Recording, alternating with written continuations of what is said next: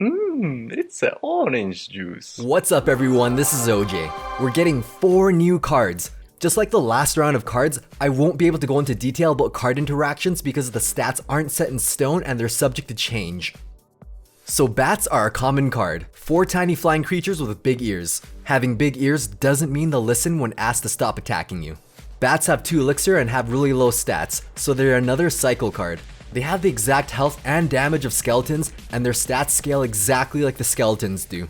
At tournament standard, they have 67 hit points, so archers and witch will one-shot them. Even the ice golem's death nova will kill them as well. But they're really fast, so they could potentially run away before it explodes. It does take 2 attacks from a spear goblin to kill 1 bat. They're flying, so you can't log these babies. But they do cost 2 elixirs, so it's completely justifiable to use zap on them.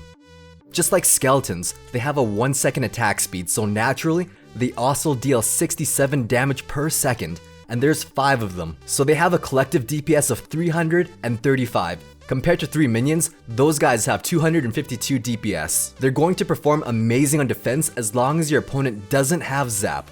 They can survive 1 hit from lava pups, plus they one-shot the pups. With the introduction of this card, the lava hound is kind of indirectly nerfed. These are closer to flying goblins because they offer almost the same DPS per elixir value. But they're flying units that have a very fast move speed, so they'll move as fast as goblins do. Most important difference is that they outpace minions. Another thing to note is that this is the first flying unit in the game that doesn't have a ranged attack. Minions have a 2-tile range, whereas bats are actually melee. The bats are really fast flying skeletons. They have a very fast move speed, can fly, and have high damage per elixir. This justifies their 2 elixir cost. They're going to be a great value defensively or offensively, planting a miner to tank, catching your opponent off guard with their massive DPS as long as they don't have zap. It's really annoying to deal with. This card is versatile like skeletons, ice golem, or minions. Their low cost fits them into most cycle decks. They even fit in heavy decks like a golem or triple musketeer deck because it keeps the average elixir down. The Night Witch is a legendary card that costs 4 elixir, summons bats to do her bidding, even after death. And if you get too close, she isn't afraid of pitching in with her mean-looking battle staff. What sets her apart from the regular witch is that she costs less, summons flying bats, and has a melee attack. Since she isn't a ranged unit, her health is significantly higher. At 750 health, she dies to rocket and lightning. She's tanky enough to survive a fireball, but comboed with a log and she'll die. Her health is also high enough that she can tank 1 shot from a mini P.E.K.K.A. and a big P.E.K.K.A. She has a medium move speed, so she is literally the same waddling speed of a regular witch. She attacks every 1.5 seconds. This is the exact same attack speed as an Ice Wizard, Mega Minion, Dark Prince, or a Valkyrie. Each swing deals 285 damage. This means her battle staff will one-shot a Princess, Dark Goblin, and Archer. Just like the regular witch, this one spawns 2 bats every 5 seconds.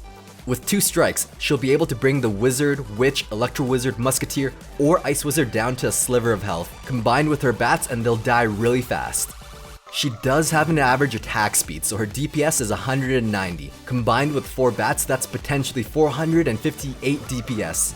That sounds crazy good, but don't be alarmed. A regular witch does have 500 DPS, but that's not overpowered because her skeletons are easy to take out. The same can be said with the bats, they're really fragile. The Heal spell is a rare card that costs 3 elixir to cast. Heal your troops to keep them in the fight. Friendly troops are healed over time while in the target area. Doesn't affect buildings. It's a straightforward card. It heals 176 health per second over a period of 3 seconds, so it'll heal a total of 528 health. It has a 3-tile radius. This is comparable to a clone or freeze spell. I'm sure there'll be more interesting tech, but without gameplay there's not much to the stats. It's kind of like a reverse poison spell. Last but not least, the Jungle Berry is a legendary card. The bandit dashes to her target and delivers an extra big hit. While dashing, she can't be touched. The mask keeps her identity safe and gives her bonus cool points. It kinda just looks like an archer that dyed her hair white. She has the same exact health as a Night Witch. At 750 health, she's vulnerable to lightning, yet she's tanky enough to survive a fireball. Just like the witch, she also survives 1 shot from a mini P.E.K.K.A. and a big P.E.K.K.A. She has a fast move speed, so this is exactly as fast as a mini P.E.K.K.A. She has a 1-second hit speed, so her attack speed is the same as skeletons or minions, and her attack range is melee. Each of her attacks will deal 160 damage. Since her attack speed is 1 second, her damage per second is literally the same at 160 DPS. If a unit is 4 to 6 tiles away from her, she'll dash straight to the target, exactly like a teleport or blink strike. While she's dashing towards the target, she's invulnerable. This dash damage deals double damage, similar to a prince. With her damage, she one-shots skeletons and spear goblins, but with her dash attack, it can kill archers, goblins, bomber, princess, ice spear, or dart goblin in one shot. It's not particularly effective against goblins just because they swarm her and she only dashes once. So the Bandit Draft Challenge has a few twists. Pick 4 cards and receive 4 from your opponent. One of you will get to play with the Bandit. Collect one-time rewards as you progress. The Bandit herself is releasing on the 24th, but the Bandit Challenge is going live on the 17th. That means you can get early access to the Bandit if you can win this challenge at 12 wins. Even though this is the same cost as a Grand Challenge, it only offers half the chest rewards because there are other rewards given out. These are one-time rewards. You get 100 gems at 2 wins, 8,000 gold at 4 wins, 1 magical chest at 6 wins, 25,000 gold at 9 wins, and 1 bandit at 12 wins. It's pretty simple. For example, if I reach 2 wins, I'll automatically gain 100 gems and I can keep playing the challenge. So once you reach 6 wins, you automatically get to open a magical chest on the spot, then you can continue to play. But let's say you lost 3 games in a row after that and you ended the Bandit Challenge with a 6-3 score. You can try as many times as you want for the cost of 100 gems. Once you retry, you will not gain the rewards you've already earned. However, you still have a chance at the higher rewards that you haven't been able to reach yet. Once you reach 12 wins, you're rewarded a bandit and the 12 win chest, which is half the amount of a regular Grand Challenge. Since you're only able to claim those rewards once, there's not much value in re-entering the challenge since it does cost 100 gems for half that chest reward.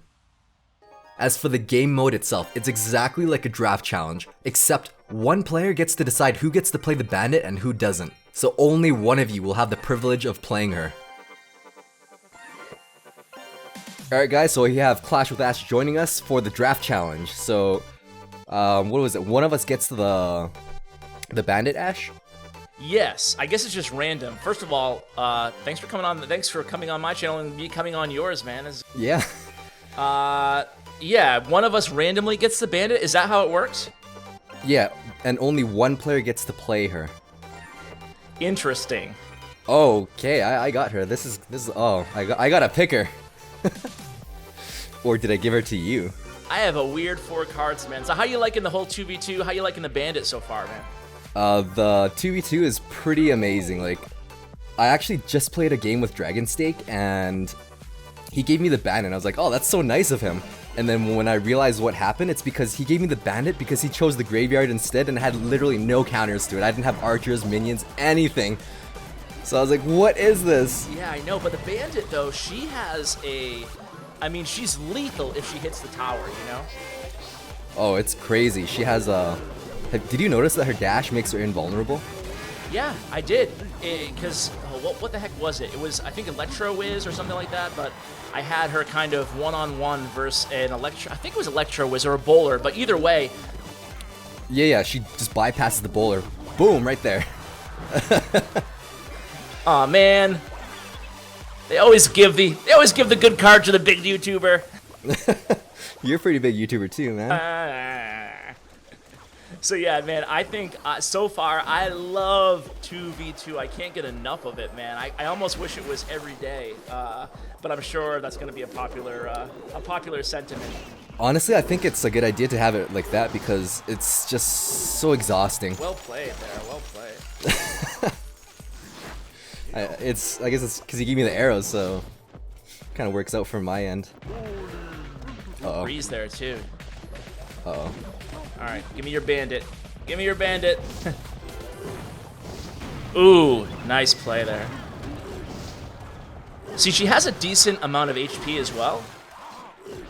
Yeah, 750 health. That's not that bad. It's a little... It kind of categorizes her with all the other fireball units like Wizard, Ice Wizard, and like all those guys that survive fireball, but like they die to the log. Yeah. Yeah, I'm, oops. 2 buildings. I think this is definitely going to be like one of those memorable updates, you know? Yeah. I don't think it's going to be like Clash of Clans, Clan Wars, but it's going to be up there.